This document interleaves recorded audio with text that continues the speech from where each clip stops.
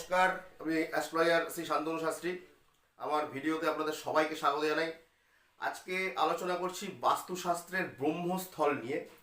এটি কিন্তু ভীষণ ভীষণ একটি গুরুত্বপূর্ণ জায়গা বাস্তুর। আপনার বাস্তু পুরো বাড়িটা কিন্তু কন্ট্রোল করছে ব্রহ্মস্থল, অর্থাৎ মিডিল পোর্শন।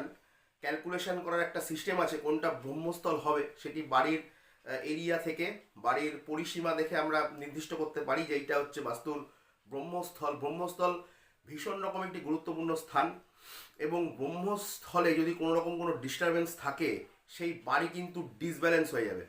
ছোট শিশু যেমন মায়ের গর্ভে থাকে, তার সঙ্গে নাভির সঙ্গে তার যে যোগাযোগ, অর্থাৎ সেখান থেকেই সে সমস্ত রকম পুষ্টি সমস্ত কিছু গ্রহণ করে, ঠিক ব্রহ্মস্থলটাও কিন্তু বাস্তুর নাভির মতন। সেইখানে কোনো রকম কোনো ডিস্টারবেন্স যদি হয়, তাহলে কিন্তু পুরো বাড়িটাই কিন্তু ডিসব্যালেন্স চলে হয়ে যাবে। ব্রহ্মস্থল